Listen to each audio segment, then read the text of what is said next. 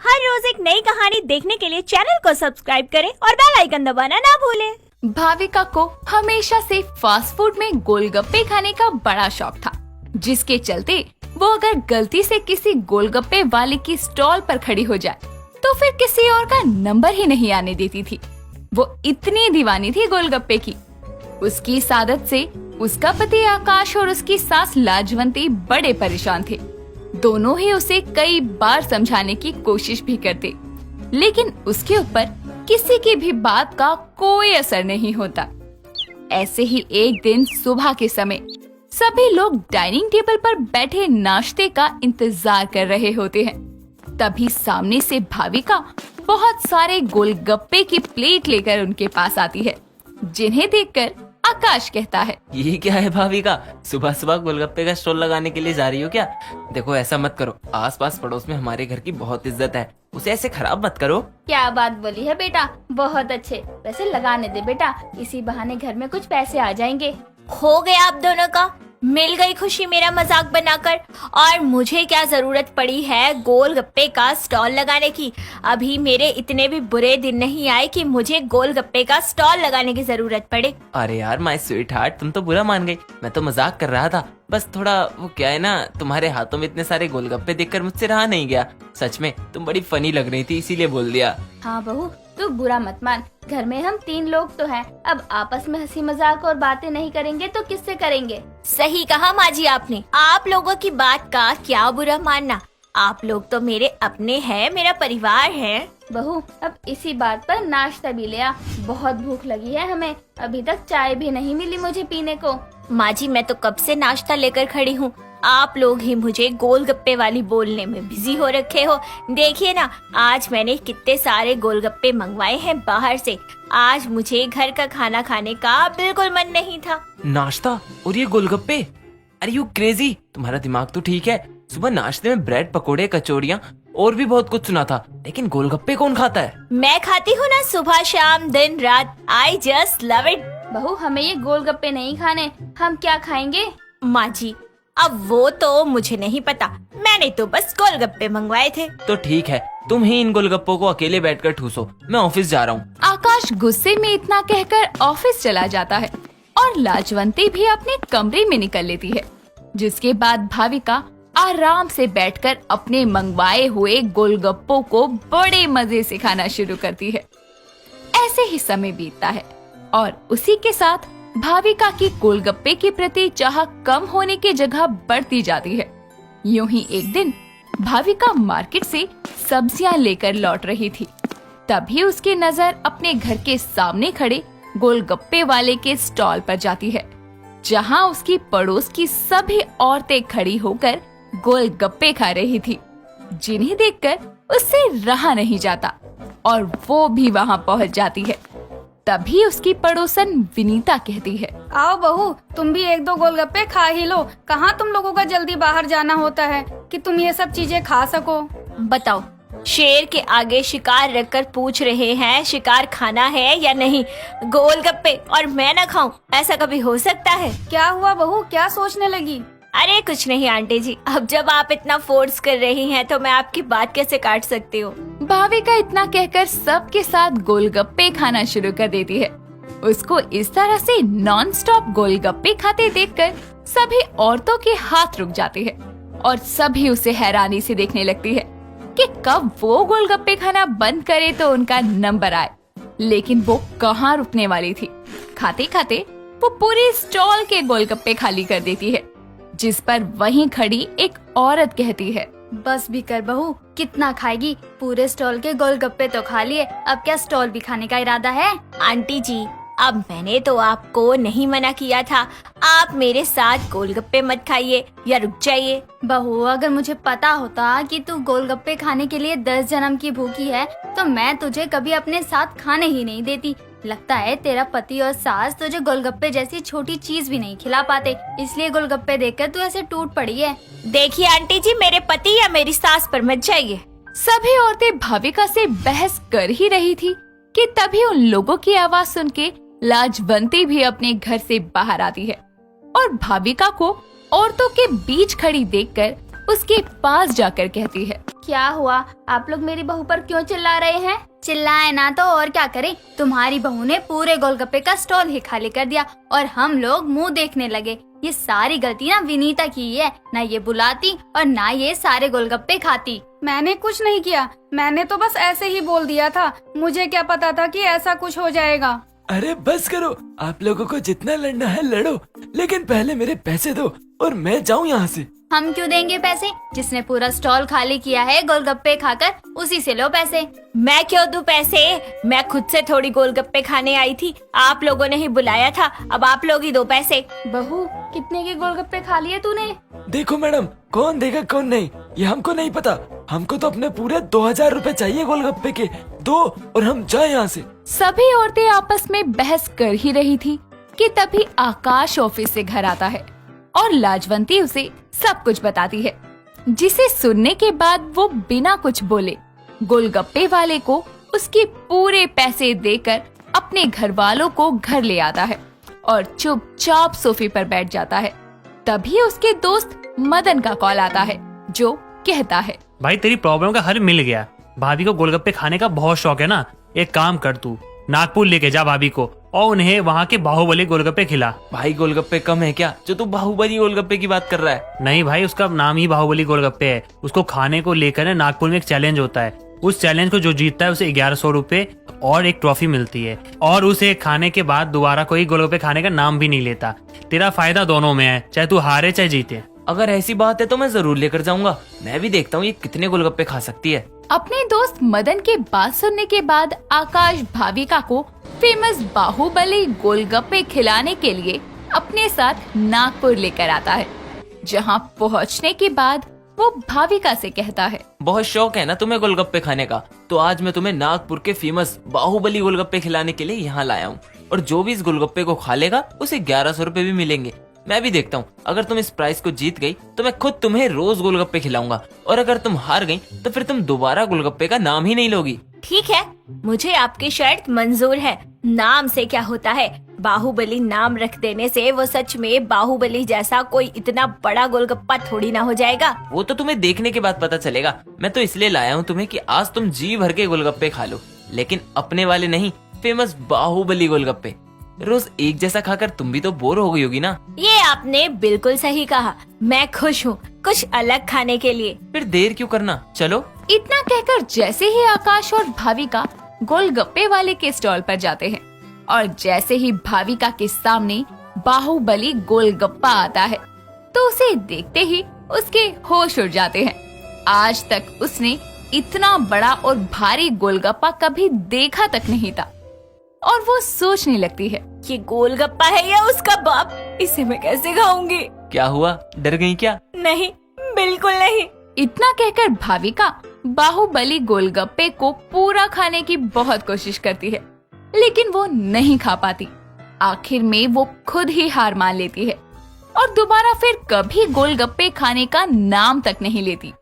इस तरह भाविका की गोलगप्पे खाने की आदत भी छूट जाती है, जिसके बाद वो अपने परिवार के साथ खुशी खुशी रहती है।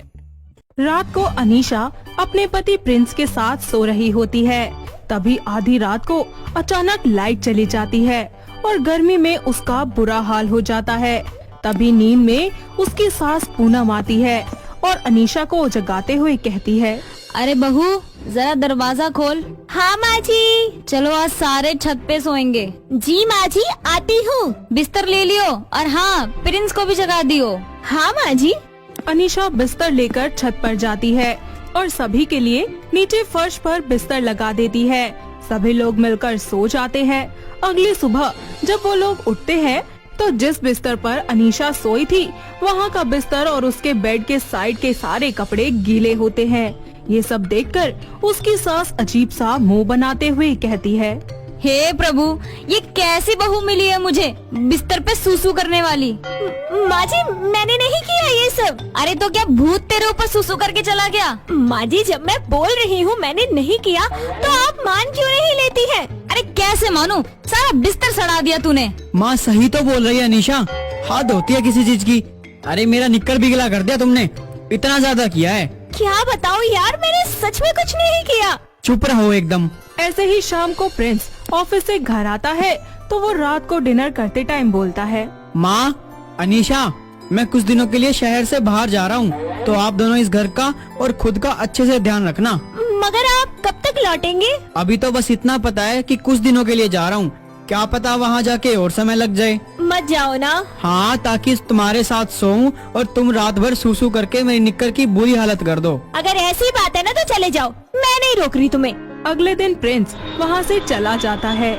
ऐसे ही रात को दोनों सास बहू एक साथ बैठकर खाना खाती हैं और उसके बाद अचानक से फिर लाइट चली जाती है, इसलिए वो दोनों छत पर जाकर सोने लगती हैं। अगली सुबह जब अनीशा उठती है तो देखती है कि उसका बिस्तर और उसकी साइड के कपड़े गीले हो गए हैं।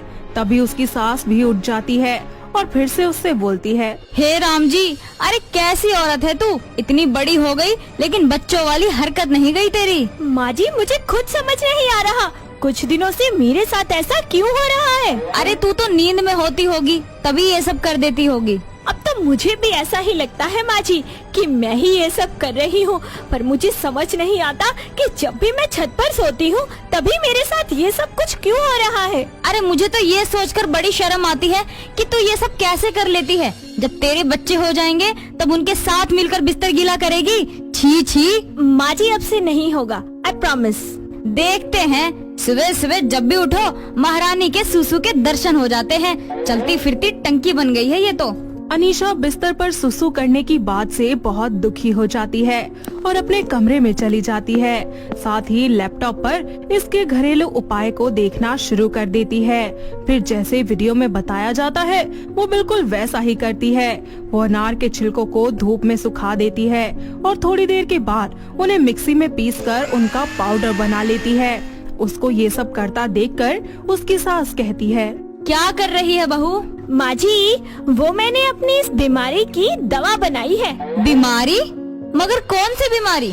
बिस्तर पर सुसु करने की। अरे बहू, ये सब यूज मत कर, मैं खुद तुझे डॉक्टर के पास ले जाऊंगी। तू चिंता मत कर, सब ठीक हो जाएगा। नहीं माँ जी, मैं बहुत परेशान हो गई हूँ अब। हाँ हाँ, रुक जा कुछ दिन, मैं तेरा इलाज खुद करवाऊंगी, मगर ये सब मत खा बहू। सास के कहने पर अनीशा मान जाती है।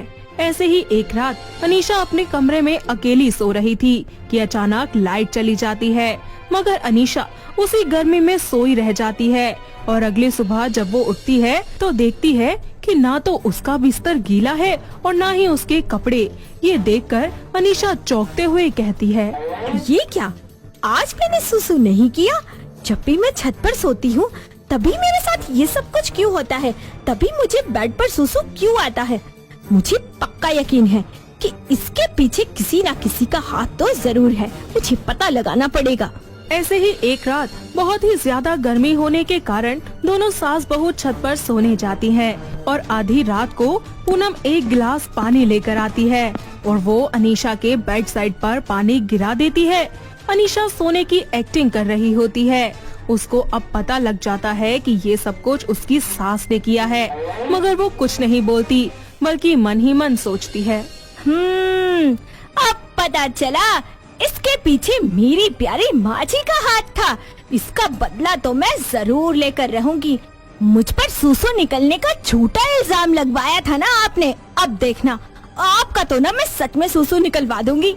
इसी तरह कुछ दिनों के बाद प्रिंस भी घर वापस आ जाता है और घर आकर अपनी माँ से कहता है, माँ, कैसा है सब? क्या बताऊं बेटा, तेरी इस बहू ने तो बिस्तर पे सुसु कर करके मेरा जीना हराम कर रखा है। क्या अभी भी यही हाल है इसका? हाँ बेटा, क्या बताऊं, तू ही करना इसका कुछ इलाज। तभी वहाँ पर पानी का गिलास लेकर अनीशा आ जाती है और पानी प्रिंस को देते हुए वो कहती है, माँ जी, नींद में हो जाता है, इसमें शर्माने की तो कोई बात ही नहीं है। हाँ हाँ, ये कांड करते करते तो अब तू बेशर्म हो गई है ना। आप कुछ भी कह सकती हैं माँ जी, क्योंकि हमेशा वक्त एक जैसा नहीं होता। जबान तो देखा महारानी की कितनी चलती है। अनीशा, तुम चुप रहो यार, पहले अपनी ये बुरी आदत सुधारो। हाँ हाँ, तुम तो अपनी माँ का साथ ही दोगे। इसी तरह कुछ दिन बीत जाते हैं और एक रात पूनम सो रही होती है।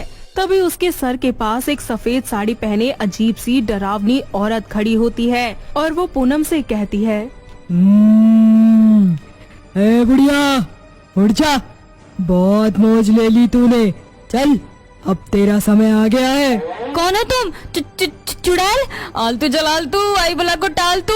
आज तो मैं तुझे लेकर ही जाऊंगी। तभी मौका देखकर पूनम वहाँ से भागने लगती है और एक कोने में छुप जाती है। चुड़ैल वहाँ भी उसका पीछा करते करते पहुँच जाती है। ऐसे में पूनम डरते हुए कहती है, आई दादा, अरे मुझे जाने दो, डर के मारे मेरा सूसू निकल जाएगा। आज तो नहीं बचेगी।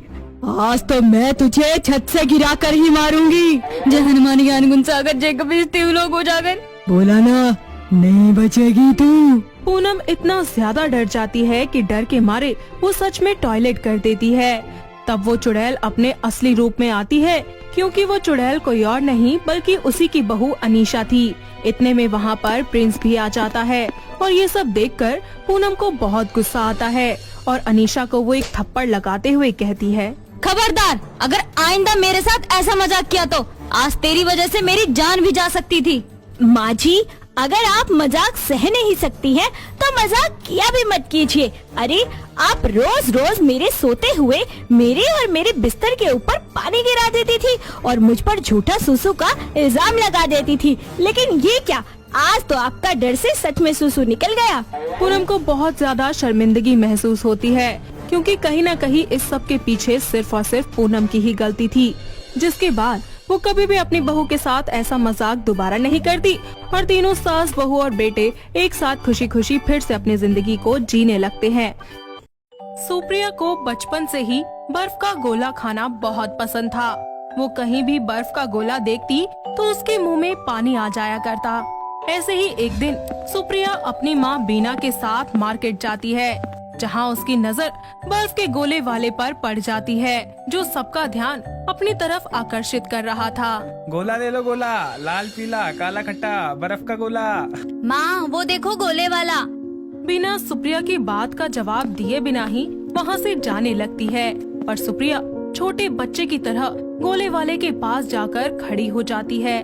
थोड़ी आगे जाकर बीना देखती है कि सुप्रिया गोले वाले के पास ही खड़ी है, तो बीना उसके पास जाकर कहती है, ऊंट जैसी बड़ी हो गई है पर हरकतें अभी भी बच्चों वाली। अरे तुझसे अच्छे तो 5 साल के छोटे बच्चे होते हैं। भैया 2 गोले बना दो फटाफट। मैं नहीं खाऊंगी। माँ ये दोनों मैं अपने लिए ही बनवा रही हूँ। बीना सुप्रिया की ये हरकत देखकर उसे गुस्से में घूरने लगती है और सुप्रिया बर्फ का गोला मजे से खाने चली जाती है। ऐसे ही सुप्रिया जब भी गोले वाले को देखती तो वो गोला लेकर खाना शुरू कर दिया करती थी। ऐसे ही एक रात सुप्रिया अपने दोस्त के बर्थडे पार्टी से घर आ रही होती है। वो रोड पर गाड़ी का इंतजार कर रही होती है। तभी अनुराग नाम का एक लड़का वहाँ से गुजरता है, जो सुप्रिया को अकेले रोड पर खड़ा हुआ देख लेता है और उसके पास जाकर अपनी गाड़ी रोककर बोलता है, हेलो मिस, आपको कहाँ जाना है? आप कहो तो मैं छोड़ दूं। No thanks. डरिए मत, मैं भी आपकी तरह एक अच्छे घर से हूँ। इतनी रात को अकेले यहाँ रहना आपके लिए सही नहीं है। उसकी बात सुनकर सुप्रिया उसकी गाड़ी में बैठ जाती है। थोड़ी दूर जाकर अनुराग उससे कहता है, वैसे मेरा नाम अनुराग है और आपका? थोड़ी देर पहले तो बोल रहा था मैं भी आपकी तरह अच्छी फैमिली से हूँ, और अब देखो फ्लर्ट कर रहा है। सुप्रिया जी, बहुत ही प्यारा नाम है। इसी तरह उन दोनों के बीच में बातें शुरू हो जाती है और दोनों अच्छे दोस्त बन जाते हैं। दोनों बात करते करते घर जा रहे होते हैं कि तभी प्रिया की नजर एक बार फिर से गोले वाले पर पड़ती है और वो जल्दी से अनुराग से कहती है, जल्दी से गाड़ी रोकिए। क्या हुआ? सुप्रिया गाड़ी से उतरकर गोले वाले के पास जाती है तो अनुराग भी सुप्रिया के साथ जाता है और सुप्रिया उस गोले वाले से कहती है, जल्दी से एक गोला बना दीजिए। आप खाना पसंद करोगे? मैं नहीं खाता, पर आप बोल रही हैं तो। सुप्रिया 2 गोले बनवा लेती है और वो दोनों बर्फ के गोलों का मजा लेती है। थोड़ी देर के बाद अनुराग उसके कहने पर उसे उसके घर छोड़ देता है। सुप्रिया गाड़ी से उतर ही रही होती है कि तभी अनुराग कहता है, आपका फोन नंबर मिल सकता है क्या? अगर आप नहीं देना चाहती तो कोई बात नहीं। This is my number. गाड़ी से उतरकर प्रिया अपने घर चली जाती है। वहीं अनुराग भी अपने घर के लिए निकल जाता है। सुप्रिया सीधे अपने कमरे में जाती है, अनुराग के साथ बिताए हुए लम्हों को याद करने लगती है। थोड़ी ही देर के बाद अनुराग अपने घर पहुंच जाता है और घर आते ही सुप्रिया को अपने नाम के साथ मैसेज करता है और दोनों पूरी रात एक दूसरे से बातें करते रहते हैं। अगली सुबह अनुराग सुप्रिया को कॉल करता है और उससे बोलता है, क्या तुम मुझे आज रात को मिल सकती हो जहाँ हमने बर्फ के गोले खाए थे? हाँ, अगर तुम बर्फ के गोले खिलाओगे तो। अनुराग उसकी बात मान लेता है और वो दोनों उसी जगह पर फिर से मिलते हैं, पर गोले वाला वहाँ पर नहीं होता, जिस पर अनुराग उससे कहता है, हम तो है पर गोले वाला नहीं है। सॉरी। पर बिना गोले के मजा नहीं आएगा। खैर छोड़ो, अब कर भी क्या सकते हैं। दोनों एक दूसरे का हाथ में हाथ थामे एक दूसरे से बातें करने लगते हैं। तभी वहाँ से एक गोले वाला गुजर रहा होता है और सुप्रिया जल्दी से उठकर गोले वाले से कहती है, आप रोज यहीं से घर जाते हैं? हाँ बिटिया, मैं रोज इसी टाइम घर जाता हूँ। सुप्रिया एक बार फिर से गोला लेती है और दोनों उस गोले को मजे से खाते हैं। थोड़ी देर के बाद अनुराग उसको उसके घर पर छोड़ देता है। ये सिलसिला उनका यूं ही चलता रहता है। देखते ही देखते वो दोनों एक दूसरे से प्यार करने लगते हैं।